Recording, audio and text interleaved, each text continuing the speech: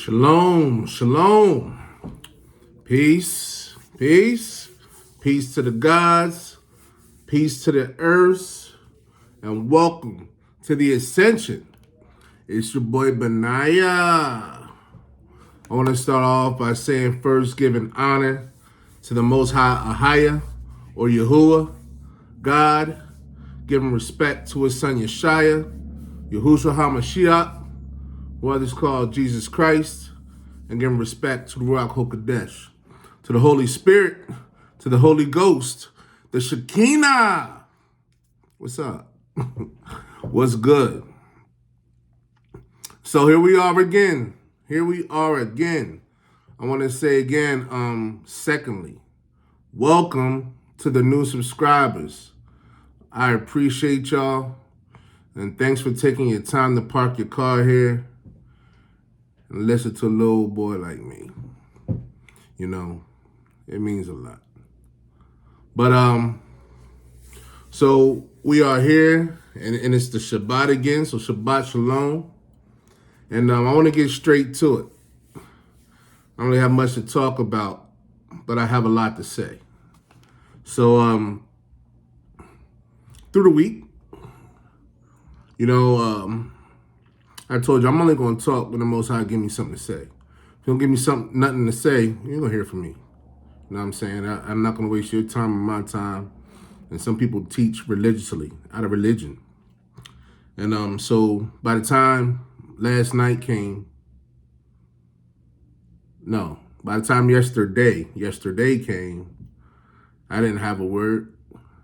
I didn't have anything. So I was like, all right, cool. You know what I'm saying? Me, it could be last minute, whatever the case may be. Then the Most High spoke something to me. And so, all this stuff, I don't prepare for the whole week. That's not how I do it. I give it when the Most High give it.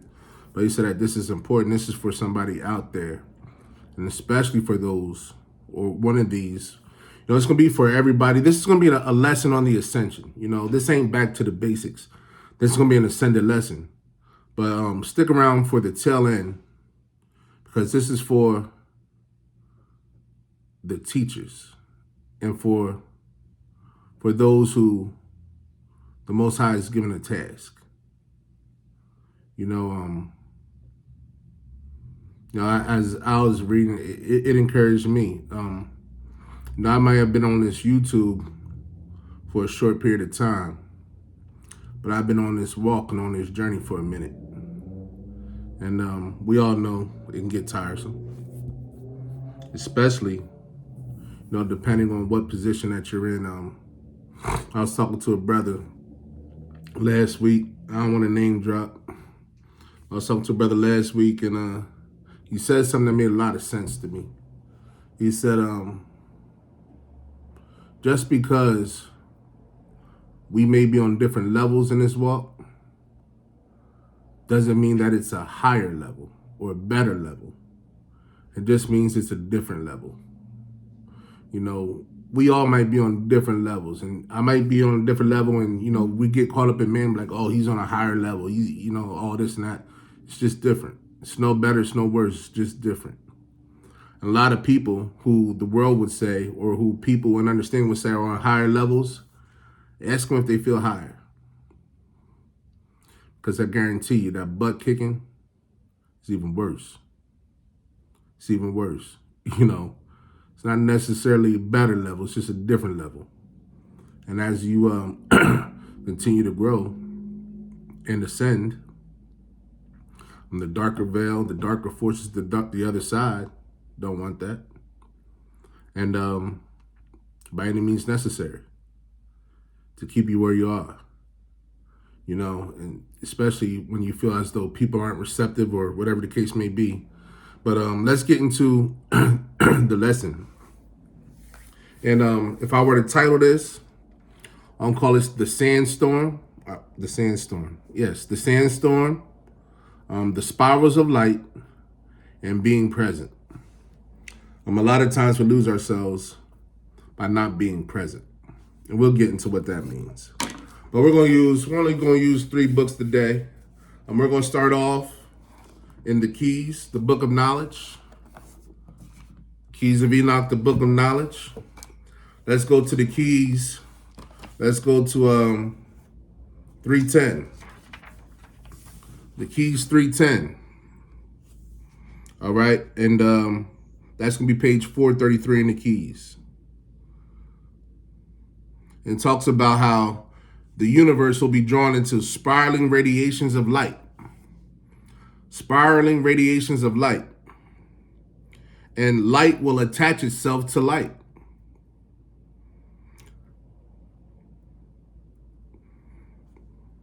All right, let's get into it. Let's start at verse 1. The universe is one house of many mansions.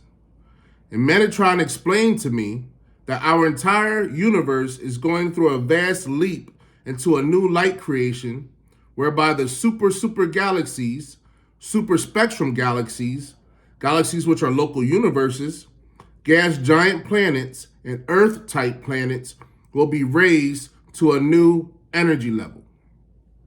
Now, for those of us who have been around, we hear and we understand and we understand, we overstand that this new level, this new raise in this vast leap into a new light creation is happening as we speak. It is happening right now. All right, let's skip down to verse 8. I saw that the house he spoke of was the house of the earth's sun system, but the house of the Lord, which is made up of millions of suns. So he's talking about seeing the house of the Lord, the house of God, which is made up of millions of suns. In the center of the house, I saw the Kola, the central core of the throne and dominion regions that comprise our house of many mansions. So when Christ says that he's going away to prepare many mansions, in the church, we got the understanding that he was talking about building a house, and people want to go live in their house and this. And when I was little, I've always been this type of kid. But when I was little, I used to always wonder, what would take Christ so long to build a house? Because I used to go down the street and see people building houses all the time. It didn't take thousands of years. I never understood that. The many mansions of walking the streets. Like, I never understood that from the from the base understanding. But as we know, those many mansions that he's talking about is the many worlds that he's going to prepare for you. That's the esoteric. He's going to have many worlds that he's preparing for you, and if you are right, he's going to make you, you've been faithful over a few, but he's going to make you a ruler over many, right? So let's get into it. I then understood the sayings of Ezekiel, of how in the consumption of time, the courtyard towards the east will be separated into dining rooms for the children of the Lord. Verse 10, let's listen to this. Yet going from the outer courtyard of the river of crystal to the inner courtyard of the holy feast requires that species clothe themselves with garments of holy light. Now let's slow this down. Let me see if I can put this in the picture so that you guys can see that. The highlighted part there. So he's saying, yet going from the outer courtyard. If we understood the history and how things were built, you have an outer courtyard which is further away from the center. So going from the outer courtyard, that's a level, of the river of crystal to the inner courtyard. So you're at the outer courtyard, then you have to cross this river of crystal, you're getting closer, and then you're going to the inner courtyard, okay? The holy feast requires specific clothes with themselves of garments of holy light. So as you get closer to the main source, your clothing of light has to change. As you get more understanding, you have to start shedding and evolving so that as you get closer to the light, your clothing changes, your outer clothing changes, your understanding changes. Because as you get closer to the light, you're going to need different garments from when you were in the outer courtyard. All right. The Bible also talks about this in the esoteric level with our priests and their clothing. All right, let's go to the book of Exodus. Stick with me. Let's go to the book of Exodus. We're going to Exodus 28.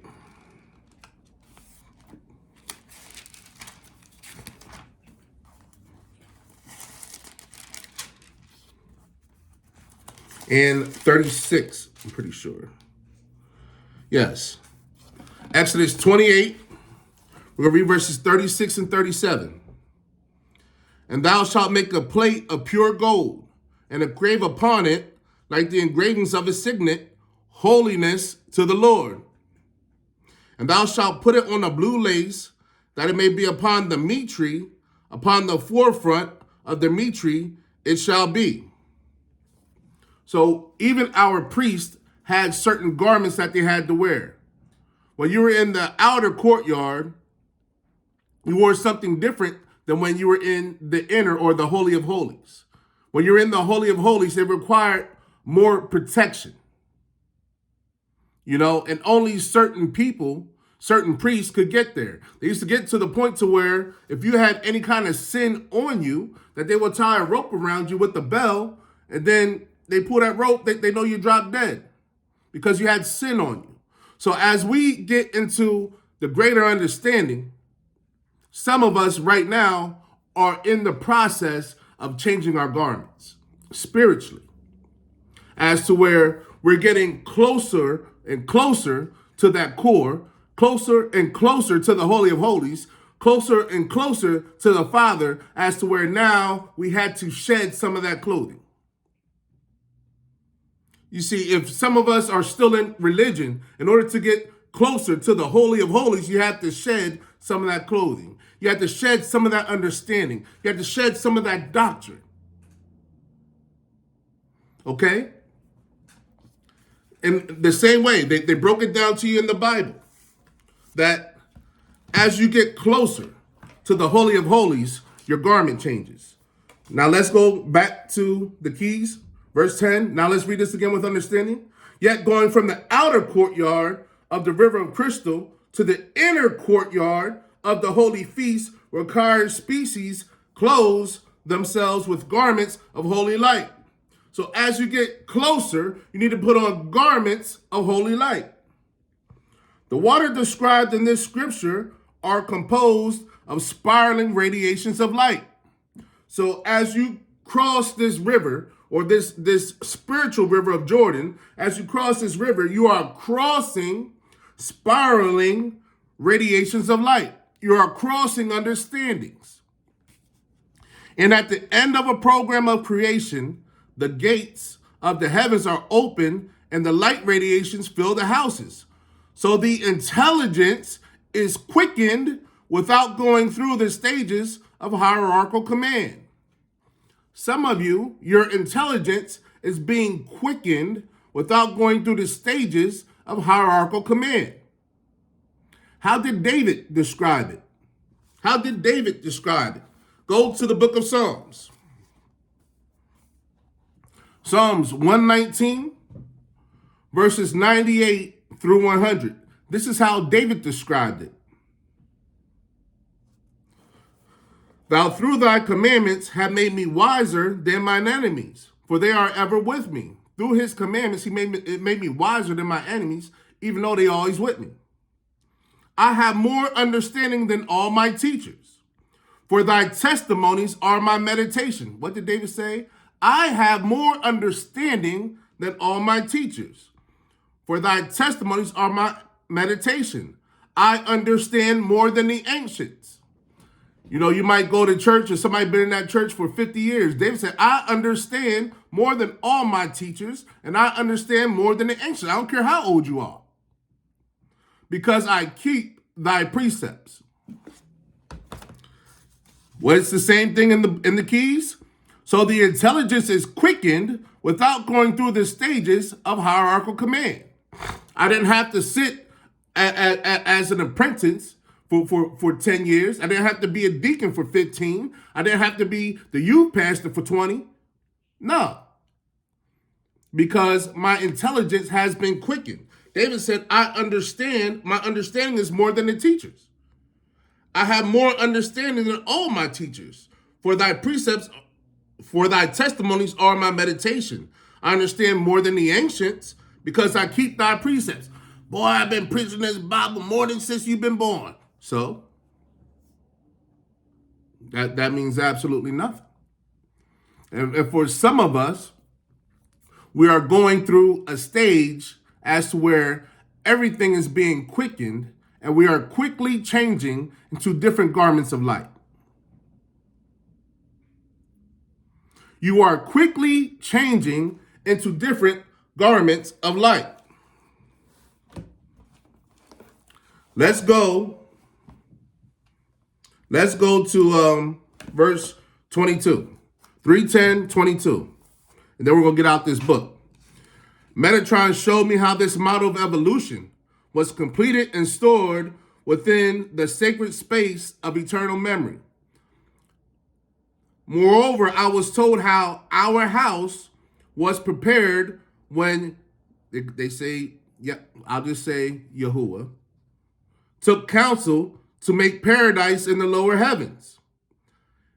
It was prepared for Adam before he was corrupted in his body house, close to the recognition of other vehicles that indwelled within his garment of light. So right here is talking about how as the councils were prepared to make the lower heavens, there was also something inside of Adam. There's also something inside of your DNA. There's something, the world of science will call it junk DNA. You have junk DNA. But in this DNA that Adam had, it was corrupted and his body house closed to the recognition of other vehicles that indwelled in his garment of light. You have other vehicles inside of you. You have other vehicles inside this vessel that have been closed off. For some of you, you are starting to tap back in to that inner source. You are starting to tap back in to those vehicles that were closed off. You see, in the Bible, some of them did tap in to that source. Some of you are currently being groomed to tap into that inner source. All right? This was closed memory that was encoded.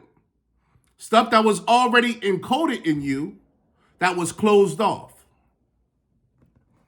Verse 24. Those who manifest the wisdom of light will continue to evolve into the thrones and dominions of light and no longer wander in profane consciousness of the earth.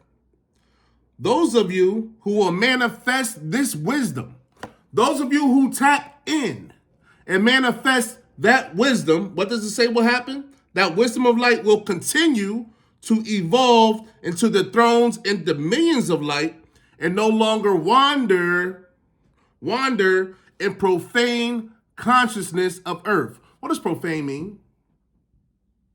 Wicked, nasty, abominable.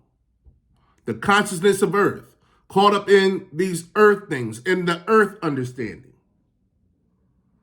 When you begin to tap in and put on these different garments of light, you start going in, awakening some of these things that were dormant in you.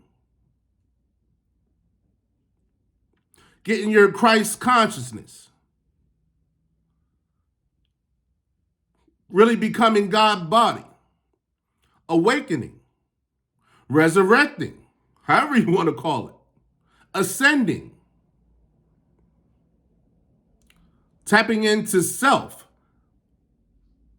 SELLF. Self. Cellular level. The base you.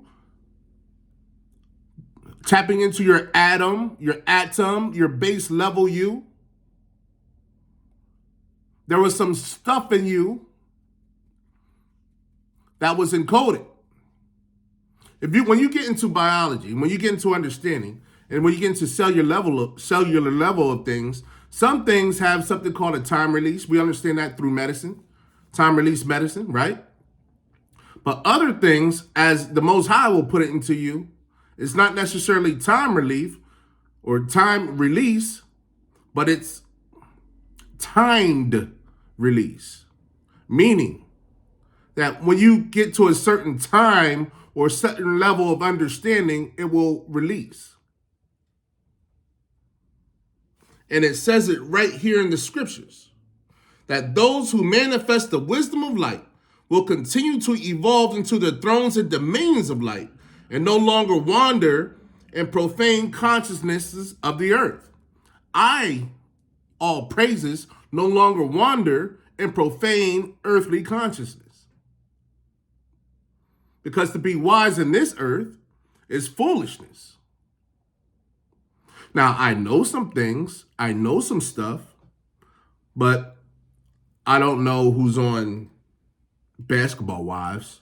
Like, you know what I'm saying? A lot of the stuff that they put to keep us on a low vibration, to keep us on a low level, to keep us distracted, I would have no clue. Because I'm not wandering in profane consciousness. And if you catch yourself in profane consciousness, then that's just a self-check. Oh, I got to get my mind right. I got to get my mind right. I know people that watch junk TV. I go down there, I can look at it for a second, and then I can't watch it because I feel it saturating me. Like I said, I feel like I'm getting done by the second. I can feel myself being pulled. No. Last verse. But those who cut off their body cosmos from the house will remain in the cistern of mire. But for those who cut off their body cosmos from the house, from that understanding, will remain in the cistern of mire. Those are the people who are caught in this sludge, caught in this cosmic world, caught in this earthly understanding, caught in the flesh. And they're going to remain there. And they're going to remain there. Just this week, somebody posted something on Facebook, and normally I try to just keep it moving because I know that the God of the church is not the God of the Bible. And I know that the God of the Israelites is the creator of all. And I know these religions are trash. So I just try to keep it moving. But, you know, even in that understanding, they were pushing this thing to where I'm in this part of Pennsylvania as to where you can be ministers and pastors, and there's a whole different sect of it that would encourage same-sex relationships. You know, you can be a same-sex pastor, and you know, and it's a growing thing, and these people are pushing Christ and you know pushing Bible and pushing all this stuff, you know, and past the religious part, right? Past the religious part, but when we get into the understanding that we're in, right? We all know that even those feelings, right, are fleshy. And we know that flesh and blood will not inherit the kingdom of God. We know that it's truly you versus you. And if you cannot conquer this flesh, you are doomed to repeat it. You haven't graduated, you won't graduate. You know, when we go before the King, before the Creator, for some, it's going to be judgment. For others, it's going to be graduation. But if you still can't beat you, if you don't understand that you are just a spirit housed in a human body, you are a spiritual being having a human experience, and if you let the flesh overcome the light, what makes you think that you're going to the light? To me, that's common sense. But we let feelings and emotions outweigh the fight, outweigh the battle. So much so to where we no longer fight, and now the world is supposed to accept it. The world can accept it all they want, but the righteous, we're going to continue to encourage you to defeat the flesh. And then when you are in apostasy and saying things that none of the writings say, then I'm supposed to call you on it and try to lead you to the light and try to drop that seed. Whether you partake or not, that's not up to me. But I got into one of those pissing contests as to where I just say what I say, you know, and in the clip, this man wasn't being hateful. They were coloring the steps in a rainbow, and the guy said, does this represent the covenant of God? And they said, no. You know, we know how the enemy has perverted, you know, he made everything good bad and everything bad good, right? How he perverted things. I don't know why I'm on this tangent, but it's where the Most High got me. But at the end of the day, you know, this guy was being persecuted for ministering. You know, and then other people were supposed to have some kind of understanding. We're supposed to know God. We're persecuting them. Now, I'm not persecuting anybody from the religious standpoint, but at the same time, from the understanding standpoint, as to where you're still in battle with flesh. I used to like to drink. I used to like to do drugs. I used to like to party. I was out there. I was that dude. You know what I'm saying? There's no way I can remain that dude and think I'm going to graduate when I can't conquer Vince. I can't conquer flesh. I couldn't conquer Benaiah. But as things changed, so did my name. Went from Vince to Benaiah. The Most High has elevated me and graduated me. As to where now, you know, I thankful that a lot of my battle isn't flesh anymore. A lot of my battle is just strictly spiritual. You know, as to where I'm not saying that I'm the conqueror of all things in flesh. I'm not saying that I won, but I'm just saying that the Most High has pushed me past certain things that I used to struggle with.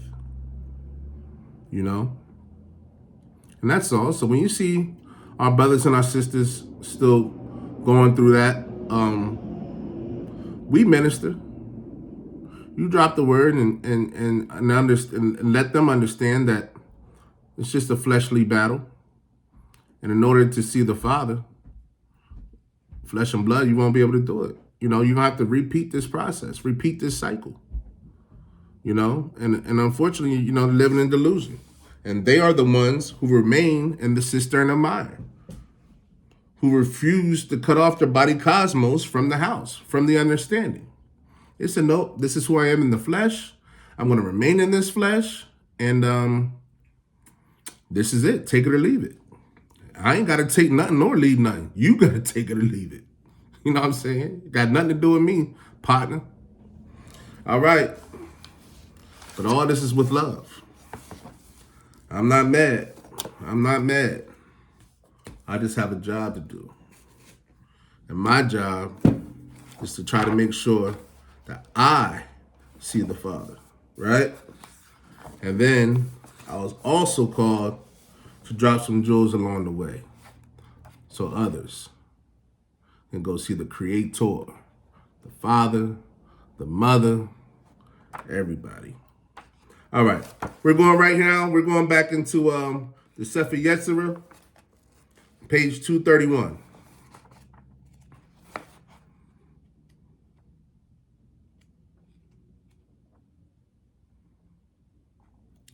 We're going to talk about, we're going to build off of this, you know, as to where some of us are putting on our different garments of light. We're trying to get closer to the million suns, trying to get closer to the throne room. We're crossing those rivers, those spirals of light, you know, and as we get closer and closer and closer, you know, we keep shedding things and putting new things on, while others are just going to remain in that outer courtyard and remain in their mire and not evolve not grow, not ascend, and that's just who they're going to be. But then you have others who want to go, but they're still sort of caught between the two worlds. I was there, caught between the two worlds, right? So, all right, page 231, we're going to talk about the telly. This is one of the most mysterious words in the Sefer Yetzirah. The term occurs neither in the Bible nor in the Talmud, and there's considerable discussion as to its meaning. So this is a word that you won't find in the Bible nor in the Talmud, but it is all over the Bible. You just won't find the specific word, but you'll find the concept all through your scriptures. Remember, Christ taught in parables, right? And so you might not find a specific word for the parable, but you'll still see the story, right? So you might not see this specific word, but you'll see the concept all through scripture.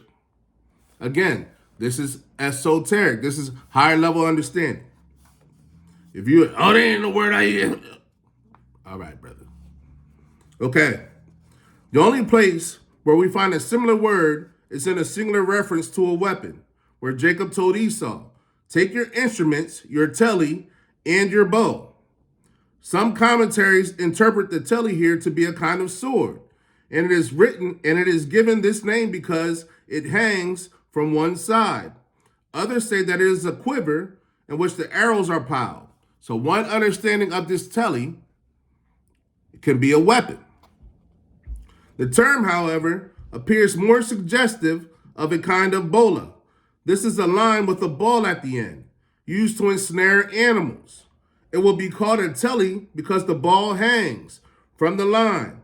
This is also supported by the fact that the scripture clearly states that Esau was to trap an animal.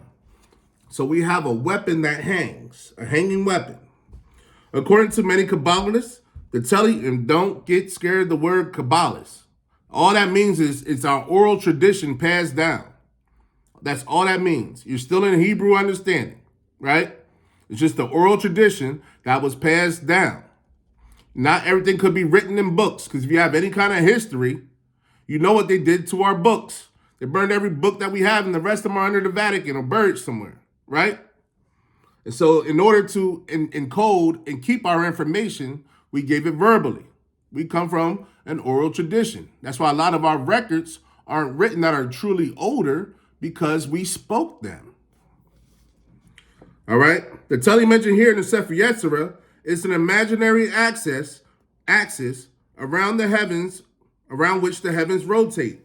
It is seen as an imaginary line from the celestial sphere that hangs, very much like a bola from its line. According to this, the word telly comes from the root word tala, meaning to hang. So now we have a picture here, all right? We understand that it means hanging or trapped, right? Between two spheres. That's, many of us are experiencing telly, to where we're hanging or we're trapped between two worlds. See, this is esoteric, but I'm going to flow on my gifting. I'm going to bring this thing on down. What does Christ have to say about hanging or being trapped between two worlds? See, you want to shed off your garments. You want to put on these different garments, but yet you are still in the mire. Your mind is still in the consciousness of the world. You see, when you were little, we used to have the devil on this shoulder and the good angel on this shoulder. Little did we know that that was real, that art imitated life. And depending on which one's stronger is how we tend to lean. See, when the devil is stronger, we tend to lean towards this way and act towards this way. See, when the spirit man is stronger, we tend to act and do things that are more spiritual, more towards that spiritual level. But then for some who are trying to transition, they are caught. They are caught. Let's go to the book of Revelation.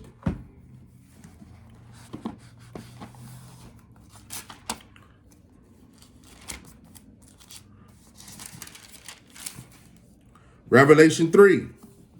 We're going to read verses 15 and 16. I know thy works, that thou art neither cold nor hot. I would thou wert cold or hot. Christ says, I know your works. I see you. You're not cold or you're not hot. But I prefer if you was either cold or you were hot. So then, because thou art lukewarm and neither cold nor hot, I will spew thee out of my mouth. But because you are smack dab in the middle, and you're not choosing sides, you're not going to be able to be with me and my Father, because you don't have the Christ consciousness, because you haven't ascended, because you didn't look in and you didn't choose. See, I'd rather have you choose. You're going to say screw me or you're going to rock with me. But because you didn't do either, you might as well kick rocks and keep it moving. All right? So a lot of us, that's what Christ said. But a lot of us are right here in this telly, right? We're hanging or we're trapped between two spheres.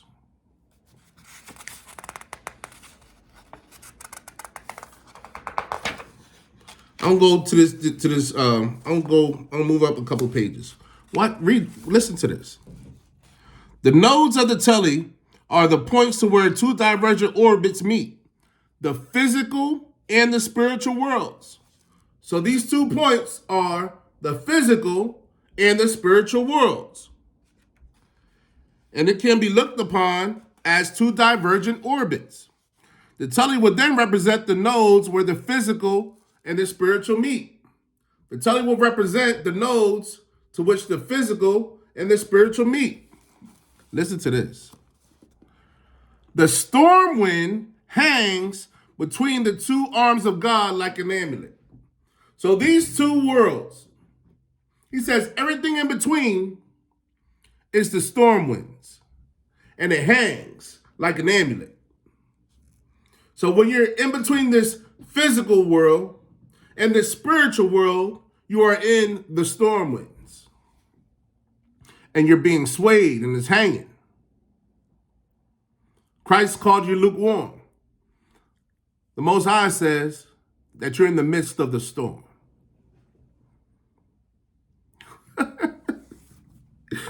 Woo! The sandstorm. You are in the midst of the storm. You are in the orbit between the 2 worlds, the physical world and the spiritual world. Now, I came up with some folks who have gotten so conscious, who have gotten so deep, that they done out-deep themselves out of understanding. To where now they think that they are the creator. They think that this whole thing was a farce.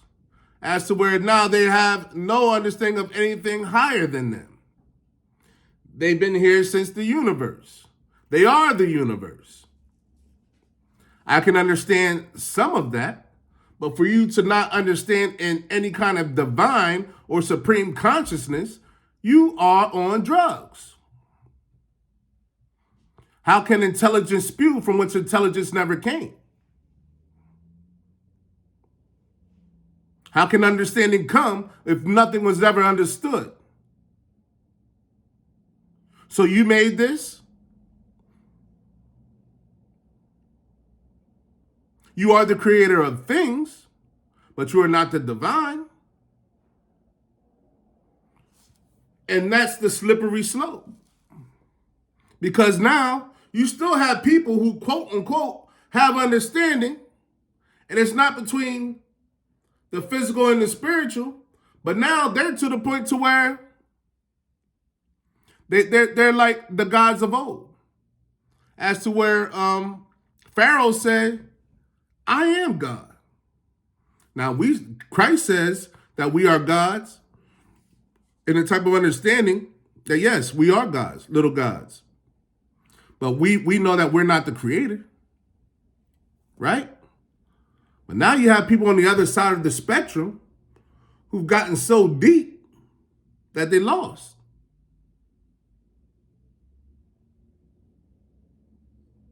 They've gotten so esoteric as to where they're no longer righteous. So deep as to now they're drowning, thinking they're swimming.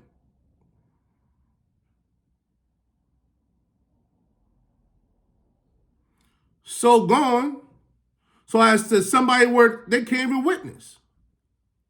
If someone was to say, I'm in the world, I need to get in the church, or I need to get in some understanding. Instead of having the spiritual maturity to guide them, they're going to tell them, just look in.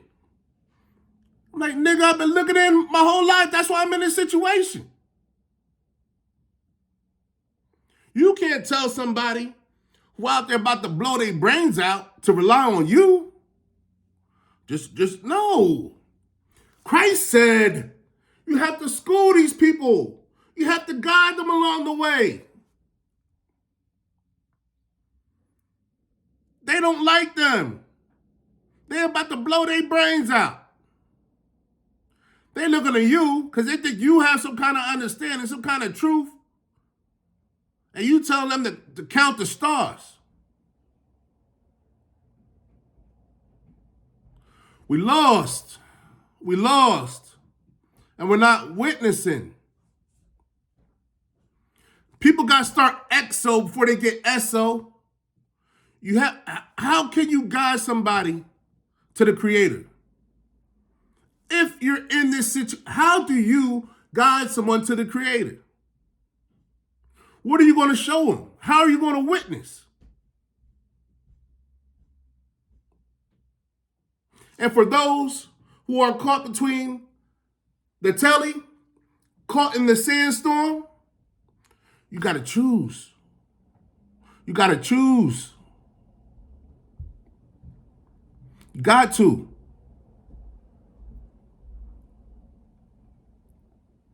It's blood in, blood out. And the thing is, you don't want to have to repeat it. If you do, you do. But I'm just trying to drop some game. The Most High got me. Hey, must be for somebody out there. Listen to me. All right? Let's go now. Let's go to the book of Philippians. This is for the people I was just talking about. You know, if you still don't know whether you want to rock with the Most High, whether you want to, if you're still caught between that there's nothing higher than me, and man, all right, this ain't for you. But this is for the ones who been on this road, been on this path, who may have been assigned with getting other people on this path or on this road. Maybe you're a teacher. Maybe you're just somebody with understanding. Let's go into the book of Philippians. We can go to Yashar'al. Philippians, where am I going to Philippians? 1, we're going to read verses 20 through 26. Because the last part of this is about being present. Let me just talk about me. I'm newly married, right?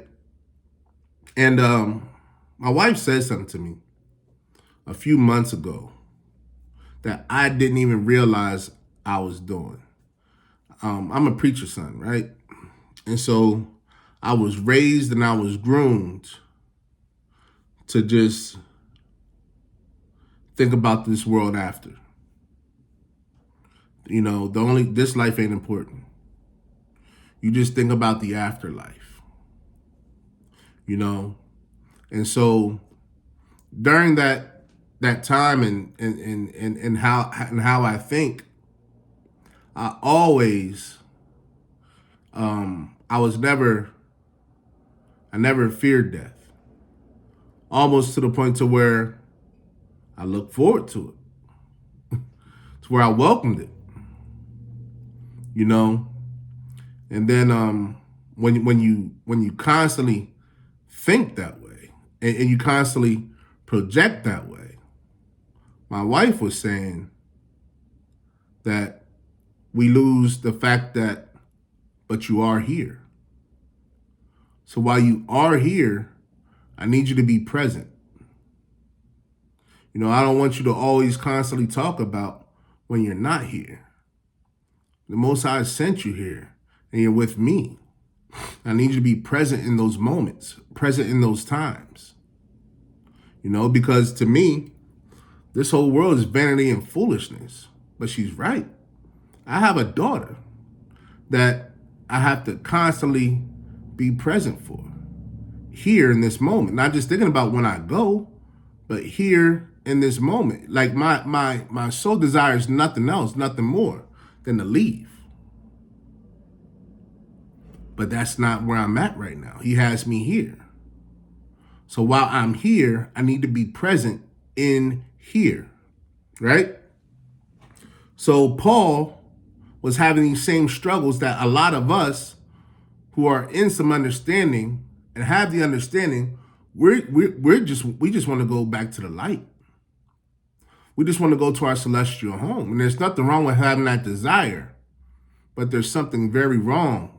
And again, I had to check myself to where those who are around us almost kind of feel invisible because we're just worried about getting back to the light. Let's see what Paul got to say. According to my earnest expectation and my hope, that in nothing I shall be ashamed, but that with all boldness as always, so now also Christ shall be magnified in my body, whether it be by life or by death. I'm going to read that again. Philippians 1, I'm going to start in verse 20. According to my earnest expectations and my hope, according to everything in me, that I expect and that I hope, that in nothing I shall be ashamed, that I do nothing I got to be ashamed of. But that with all boldness, as always, so now also Christ shall be magnified. But with all boldness, with everything I stand on, that Christ, the Christ in me, my Christ consciousness, that he showed me on that road to Damascus, will be magnified. Whether it be by life, whether I'm living, or by death, or if they kill me. With my hope and my own earnestness on everything I love, and with boldness, that I just want this Christ consciousness magnified in my body, whether I'm living or whether I'm dead. For me to live is Christ, and that's where I'm at. For me, all I know is this Christ consciousness. That's what life is for me. It's just getting in these scriptures, understanding, and just trying to make sure I get back to the light and back to the other side. And to die is gain. And when I do die, that's a good thing. Because now I'm getting what I want, right? I'm walking in my gifting. Breaking this down like I know the Most High has given it to me to break it down. He gave me a gift. But if I live in the flesh, that is the fruit of my labor.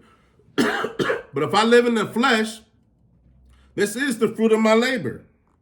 Yet, what shall I choose? I don't know. He says, now, if I live in the flesh, this is the fruit of my labor. But what am I going to choose? To die, to be in the spirit, or to live in this flesh? I don't know. For I am in a strait between the two. I'm torn between the two. Between wanting to be here and wanting to go to the light. I have a desire to depart and to be with Christ, which is far better. Look, I'm writing y'all these letters. I'm trying to encourage y'all, but to be honest, I don't want to be here. My desire is to be with Christ, which is far better. 24, nevertheless, to abide in the flesh is more needful for you. Nevertheless, for the Most High to have me here in the flesh is more needful for you. And for you teachers out there, for those of you who have understanding, I know we always focus on the light and trying to get back to the light, but we have to think about the sheep. And it is more needful for them, for us to be here and for us to be present. It is more needful for your family, for you to be here and for you to be present. You stick on your road. You're going to go where you want to go. But it is, Paul said, it's more needful for me to be in my flesh and for me to be here and present in the moment for you. And having this confidence, I know that I shall abide and continue with you, all for your furtherance and joy of faith. And now that I know this, I know that I'm going to continue to live in this flesh and continue with you to see you go further. See, I want to be able to continue with you to see you start changing these garments of light.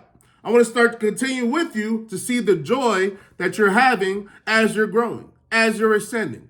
I will continue with you to see this so-called junk DNA awaken within you. That was dormant for a while, awaken within you as we transition from this 3D to this 5D. Right? That your rejoicing may be more abundant in Jesus Christ for me by my coming to you again. That, here it goes here, that your rejoicing may be more in this Christ consciousness than me physically just coming to see you. See, I'm going to be here now. You know, and now I'm at, and like I said, the Most High told me to put this out there, so I know it's for somebody, right? As to where, you know what? I'm not, of course, my desire is to get to, you know, the light. But guess what? That's not my assignment right now. My assignment right now is, while I'm in this flesh, to be very present and to push my family forward and to push the nation forward, so that they have my full attention at all times, so that they don't have to think that I'm not present, so the nation doesn't have to know, yes, I am present, I am here. You are my task. You are my mission. Me wanting to leave is completely selfish. Yes, the road grows weary. I want to get back to the light. I get that, but guess what? I'm here for you. We are here for them. Even if you're not a minister, even if you're not a teacher, if you're not a pastor, you are still called to witness. And we are here for them. You are here for the people caught in the telly,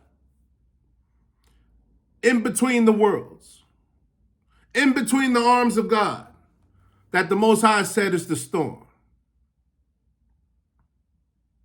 That's what you're here for. You are here for them. And as you shed your clothing and put on different clothing, you are here to ensure, or to at least lead them, drop the dime that they can do the same.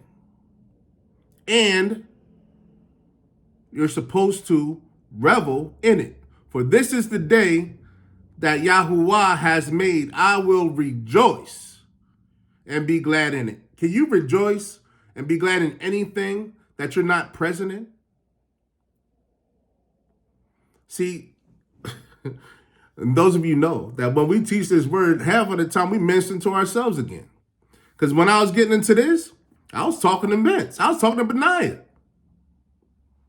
Like, nigga, you got to be in the moment. We know what the goal is. The goal is to get back to the light. But right now, your assignment, your main thing is the fish, is the people. Keep the main thing the main thing.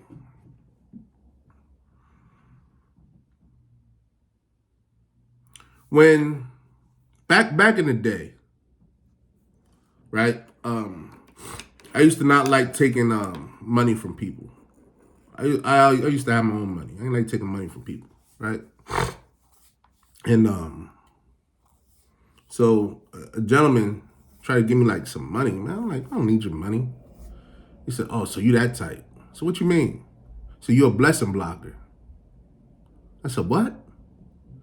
He said, What if the Most High was going to bless me by giving to you? But because whether it's pride or whether you don't feel like you need it,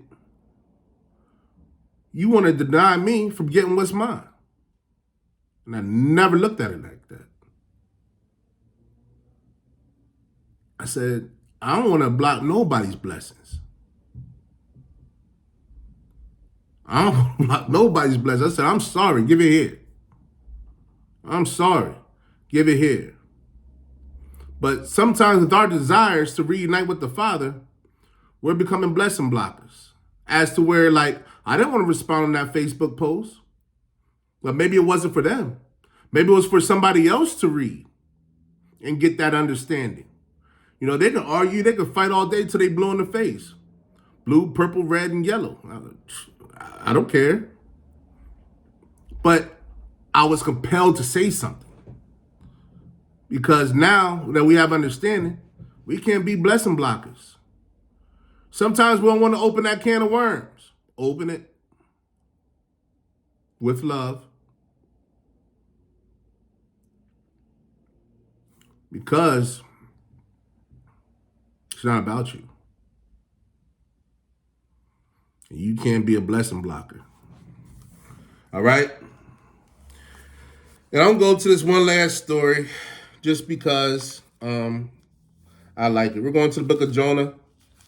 Jonah's after Obadiah. And again, this is just to encourage those who are out there in the vineyard doing the work.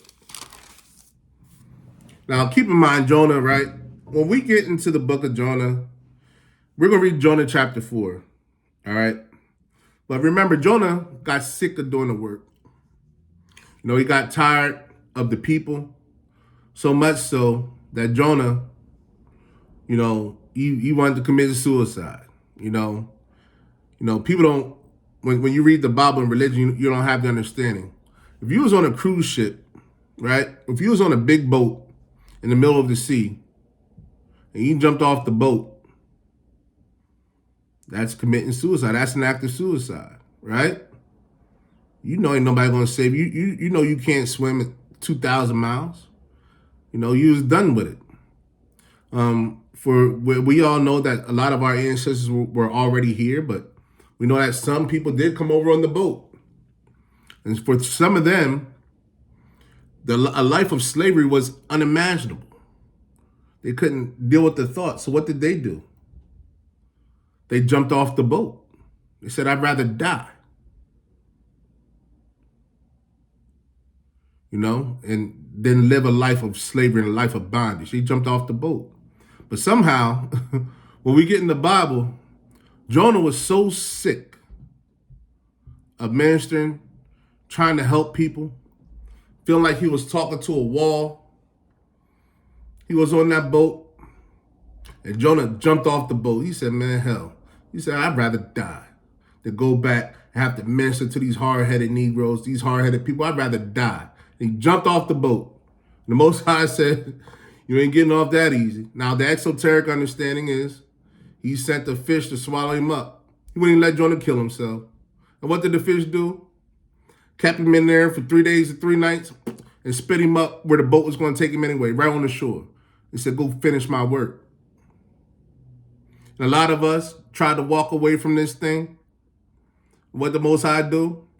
Send the fish to swallow you up and spit you right back on the shore and said, go do my work. Go finish my work. I'm done. No, you ain't. No, you get some esoteric understanding. You know, we all know that, now we all know, but it was pointed out that he might have went to Algartha. He might have went to the inner earth. But either way, when he was spat out, it was time for him to do the work. You know? And so let's just pick up from there. Not from there, but a little bit further on. So by this time, you know, the Nineveh was a wicked city. And a whole bunch of just hell raising, a whole bunch of hellion stuff going on. And he had to go preach to them. And, you know, Jonah's desire was for the Most High to be wrathful and break everybody down, just destroy the city. Another Sodom and Gomorrah, like just get rid of them. But the Most High couldn't, he didn't do it. He's a merciful God. And he gave them another chance. So Jonah kind of knew he was going to do that, so he was pissed. He's sick, like, damn. Man, these people wicked, man. You keep giving these people chances and stuff. So now let's pick up in chapter 4. But it displeased Jonah exceedingly, and he was very angry. He was mad because the Most High gave him another chance. And he prayed unto the Lord and said, I pray thee, O Lord, was not this my saying when I was yet in my country? Didn't I tell you that you was going to go ahead and give them another chance anyway?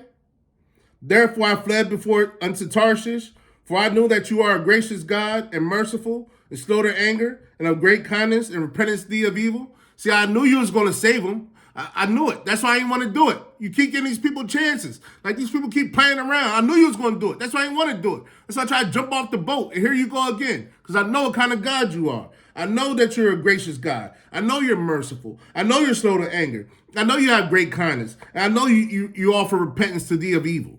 I know you like that. Therefore now, O Lord, take I, beseech thee, my life from me, for it's better for me to die than to live. So I'm just asking you right now, since I know you like that, I know you're going to do that, just go ahead and kill me. I mean, I tried to do it before. You got the will to swallow me up. Please just go ahead. I'm tired. I don't want to do it no more. Just go ahead and kill me. Then said the Lord, does that well to be angry? What did God say to him? What you mad for, bro? Is it good for you to be mad, Jonah? Did I get any reason? Is it okay for you to be mad? Is it good for you to be mad right now, Jonah? For those of you who are getting worried on the, is it good for you to be worried? Is it good for you to be mad at these people? Is that good for you? Look, so Jonah, verse 5. So Jonah went out of the city. He didn't even say nothing. He left the city and sat on the east side of the city, and there he made himself a booth. And he sat under it in the shadow till he might see what would become of the city. So God said, what you mad for? You big man, huh? Jonah was pissed. He left. He sat on the east side of the city just to see what's going to happen. So maybe the Most High is going to destroy these people anyway. Let me see what's going to happen. And the Lord God prepared a gourd and made it come up over Jonah, that it might be a shadow over his head. So the Most High made a plant to come up over Jonah. You know, he was sitting in this, like, I guess he like made like a chair or booth kind of thing. But the Most High gave him some shade, right? To deliver him from his grief, because it was hot. So Jonah was glad of the gourd. Jonah was, all right, good looking now. Yeah. You know, the Most High he just made this tree for me, gave me some shade. You know, he was happy about that. You know, he was pissed all day, but he was happy about, at least he was happy about the tree. But God prepared a worm when the morning rose the next day, and it smote the gourd where it withered. So the Most High made him some shade, right? And then the next day, the Most High made a worm that ate the gourd, or smote the gourd. Somebody killed the gourd, and the gourd died. And when it came to pass, when the sun did arise, then God prepared a vehement wind, and the sun beat upon the head of Jonah, that he fainted and wished himself to die, and said, it is better for me to die than to live. Look, let me tell you how cold the Most High is. He's cold-blooded, man. So he made that gourd for him to give him some shelter. And then he got a worm to get the, to kill the gourd, to kill the shade. But then he sent a wind, right? And he made it mad sunny. So that the sun was beating on Jonah so bad, and it was so hot and windy that he fainted. He almost had a heat stroke. Like he had a heat faint, and he just fainted out. And then he wished for himself to die. He said, it's better for me to die, man. Just kill me. It's better for me to die than to live, right? And God said to Jonah, does it be well for you to be angry at the ground? And he says, yeah, I do well. I'm so mad I could die. So God said to Jonah again, so what, you mad at the ground now? So what, you mad at the ground? You mad at the ground because, the shade I gave you, now you mad at the ground? And Jonah's like, yeah, I'm mad at the ground. He said, I'm so mad I could die. He said, I'm so mad that, yeah, I'm mad enough that I want to die. Yeah, I'm mad. Verse 10.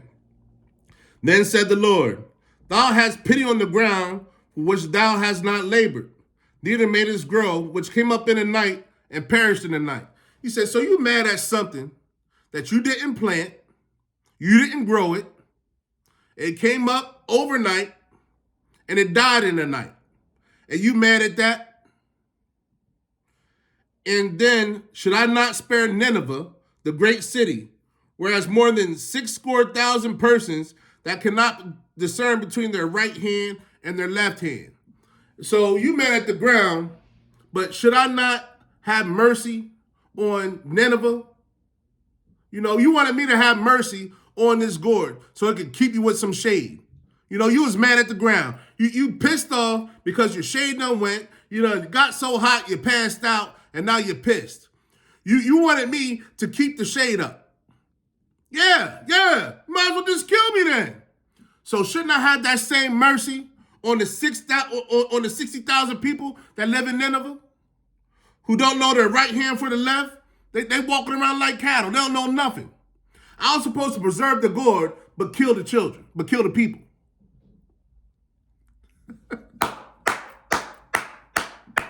Well, yeah, man.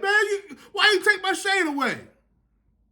So I was supposed to keep your shade, but kill the people. These people don't know the left hand from their right hand.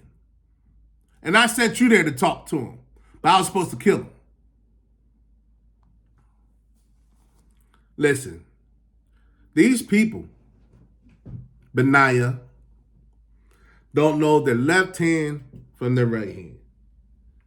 These people actually think that the supreme consciousness will accept them in their partner relationships. These people think the supreme consciousness accepts all. These people think the supreme consciousness will let flesh and blood inherit the kingdom. So now you want me to let y'all not teach them?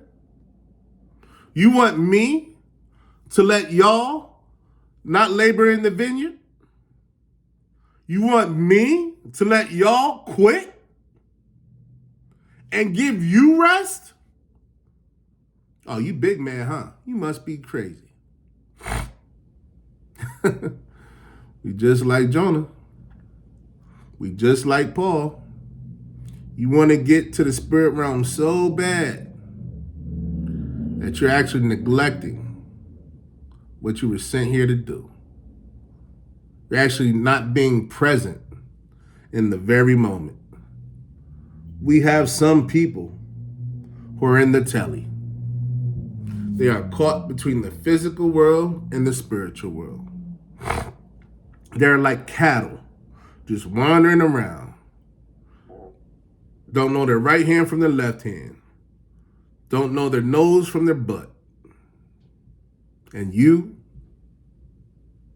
want me to give you rest? Don't work that way, Bubba. Don't work that way. You be there.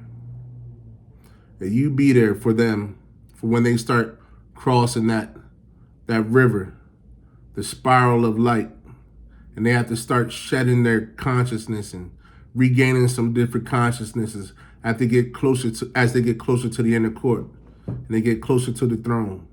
Show them the way. You guide them. And as your consciousness continues to ascend and increase, just because you're on another level doesn't mean you're on a better level. It's just different. It's just different. For you were once there too. The sandstorm, the spirals of light, and being present in the moment. The Most High is awesome. The Supreme is great. Shabbat Shalom. Welcome to the good side. I'm on Yah's side. Welcome to the good side. We're on Yah's side. And you know we stay doing it. Yah's way or no way. It's Yah's way or no way. We are walking under that spiritual order. We are walking under that order of Melchizedek. We were back to the basics, but now we're ascended. But we still got to throw the lines for the people that don't even know what the basic is. And we definitely unashamed about that. Benaiah is out. Peace.